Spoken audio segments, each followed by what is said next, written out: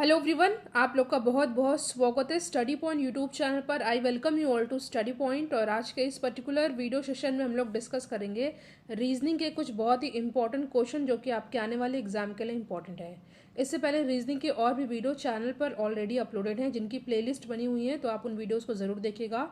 और कुछ important videos का लिंक डिस्क्रिप्शन बॉक्स में दिया हुआ है, तो आप उस वीडियो को भी देखिएगा। तो चलिए हम लोग अपना आज का डिस्कशन स्टार्ट करते हैं। अगर आप चाहें तो टेलीग्राम चैनल से जुड़ सकते हैं और व्हाट्सएप ग्रुप से भी जुड़ सकते हैं, जिसका लिंक डिस्क्रिप्शन बॉक्स में है।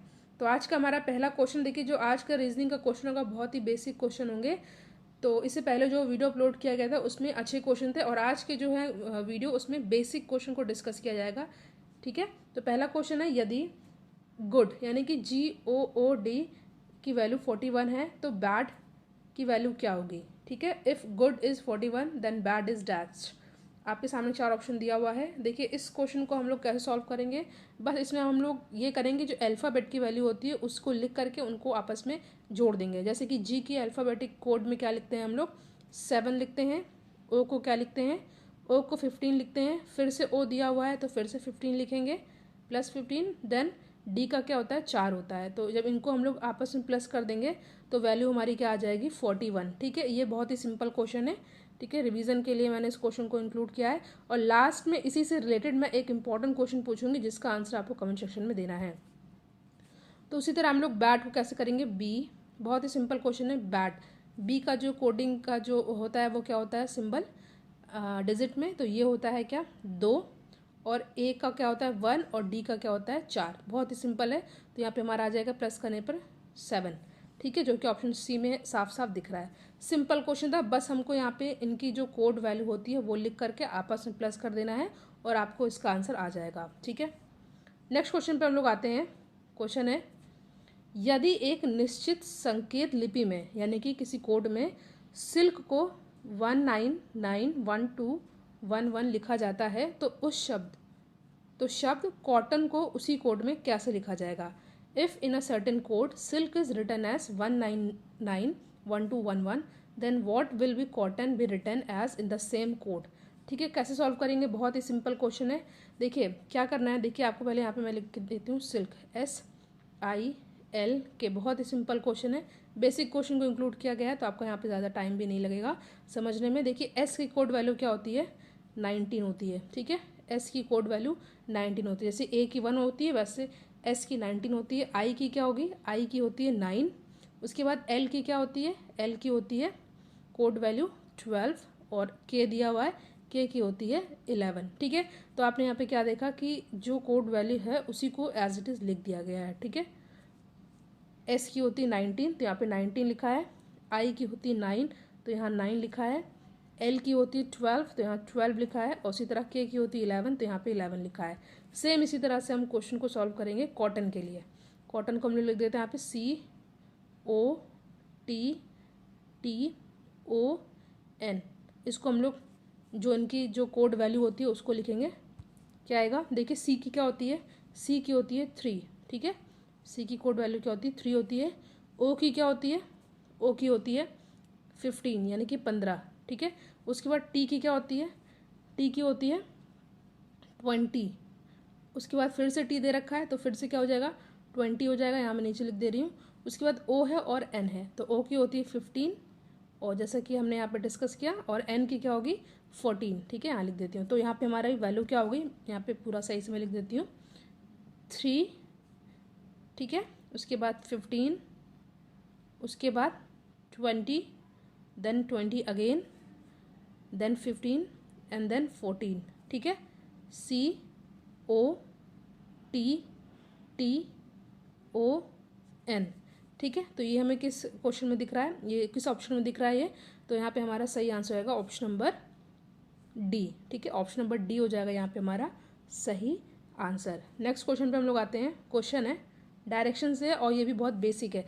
देखिए अगर डायरेक्शन वाले क्वेश्चन पूछे जाएँ तो आपको एक चीज़ पता होना चाहिए कि यहाँ होता है नॉर्थ, साउथ, और यहाँ पे होता है वेस्ट और ईस्ट। ठीक है, देखिए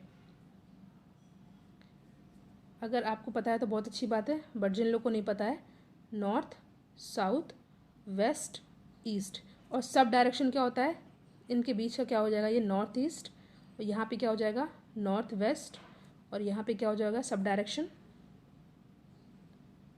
WS या SW, और यहाँ पे SE या ES। ठीक है, 4 होती हैं direction, north south west east, और 4 होती हैं सब डायरेक्शन। ठीक है, उत्तर दक्षिण पूरब पश्चिम।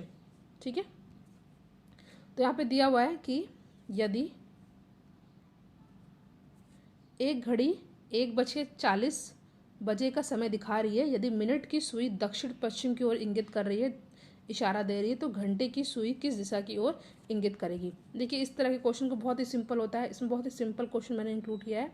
ठीक है, मान लीजिए बज रहा है कितना 1:40, तो यहाँ पे एक बज रहा है। ठीक है, यहाँ 12 होता है, 1 2 3, 1:40। ठीक है, 40 मान लीजिए यहाँ पर है।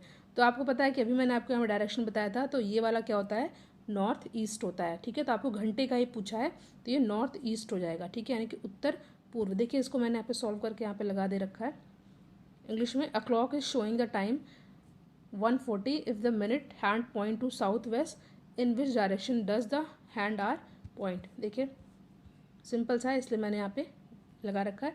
ये है घंटे की और ये है मिनट की। मिनट का बता रखा है कि दक्षिण पश्चिम में दिख रहा है आपको यहाँ पे। ठीक है, उसी तरह north south west east, north south west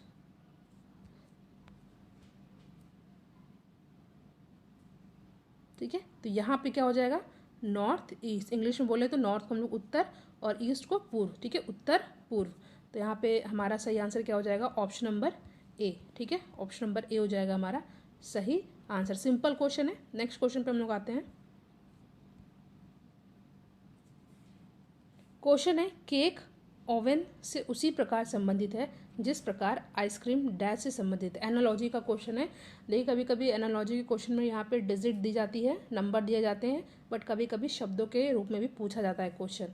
तो आपको पता है कि जिस प्रकार केक को ओवन में बनाया जाता है, ठीक है, केक को ओवन में बनाया जाता है, उसी प्रकार आइसक्रीम का संबंध कैसे होगा, ये होगा रेफ्रिजरेटर में। ठीक है, ठीक है, तो ऑप्शन सी हो जाएगा हमारा करेक्ट आंसर। ये सिंपल क्वेश्चन था, बहुत इजी क्वेश्चन था, बट इस तरह के भी 1 नंबर के क्वेश्चन आते हैं, इसलिए आपका ये रिवीजन हो गया होगा। ठीक है, केक का ओवन होगा तो आइसक्रीम का रेफ्रिजरेटर। ऑप्शन सी है यहाँ पे हमारा सही आंसर।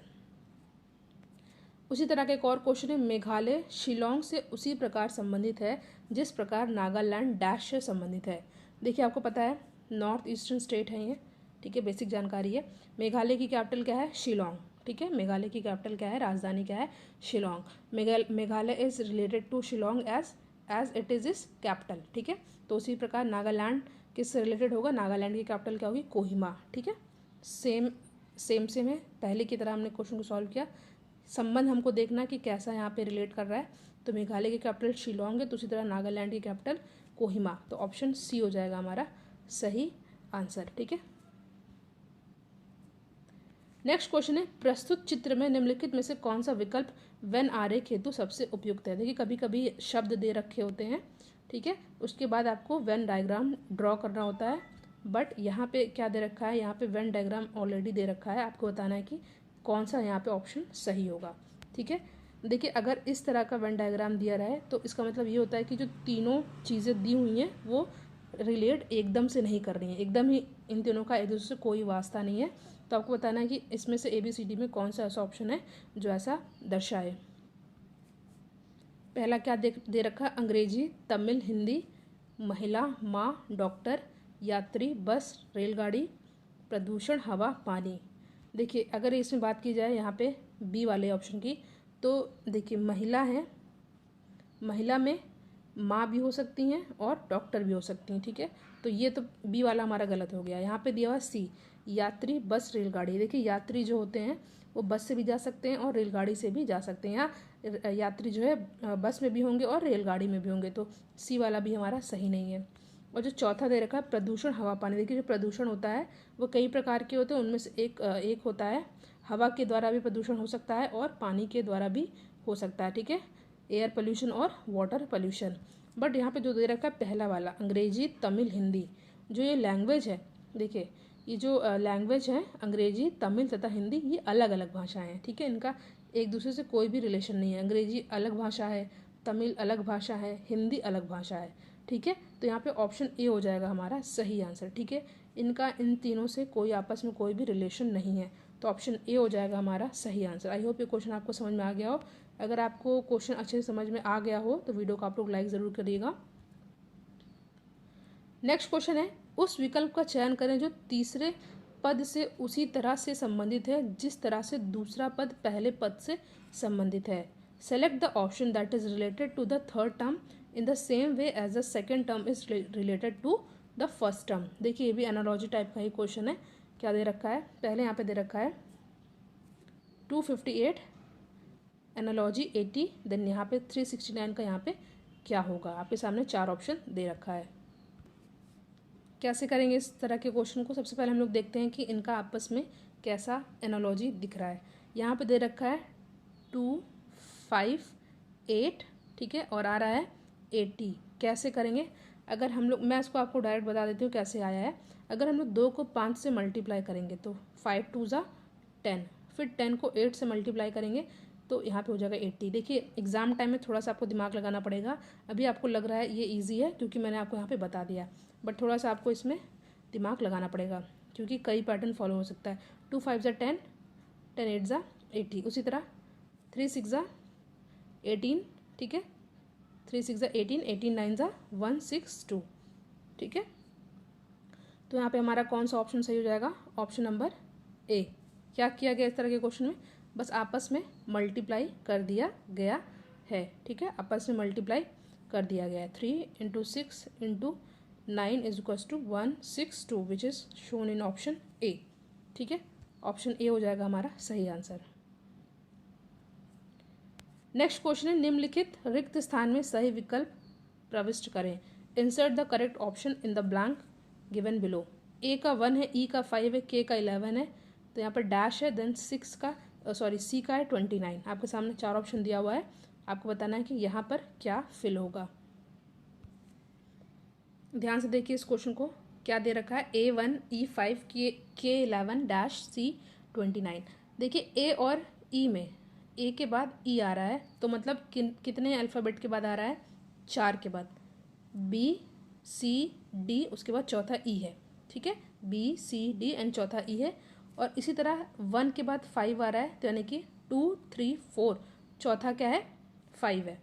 ठीक है, इसी तरह के का है 11, यहाँ पे ई के बाद आ जाएगा, देखिए ध्यान से देखिएगा, यहाँ पे ए के बाद ई है यानी कि +4 किया गया है, सिंपल सा है। उसी तरह ए के बाद 1 के बाद 5 है तो यहाँ पे +4 किया गया है। अब इसी तरह हम लोग नेक्स्ट देखते हैं, ई के बाद के है, ई के बाद के है, मतलब ई के बाद FGHIJK यानी कि छठा। ठीक है, छठा अल्फ़ाबेट के होगा। उसी तरह 5 के बाद 11 है तो 6 क्या हो जाएगा, 5 में अगर हम लोग 6 आगे बढ़ेंगे तो 11 हो जाएगा।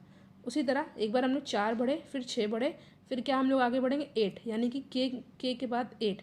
के के बाद 8वां अल्फ़ाबेट कौन सा आएगा, ये आएगा S। ठीक है, उसी तरह 11 के बाद 8वां क्या आएगा, ये आएगा आपका 19। 11 के बाद 8 और आगे बढ़ेंगे तो हम लोग क्या आएगा 19, यानी कि S19। बट अभी हमें चेक करना है क्या यही पैटर्न आगे फॉलो कर रहा है या नहीं। यानी कि S के बाद हम लोग एक बार 4 था, एक बार 6 था, एक बार 4 के बाद 6 था, उसके बाद 8 था, 8 होगा यहाँ पे, ध्यान दीजिएगा। ए के बाद हम लोग 4 बढ़े हैं, ठीक है, 1 के बाद 5 4, तो ई के बाद के 6, 5 के बाद 11 6, उसके बाद के बाद हम लोग 8 आगे बढ़ेंगे तो हमारा क्या आ जाएगा, S आएगा।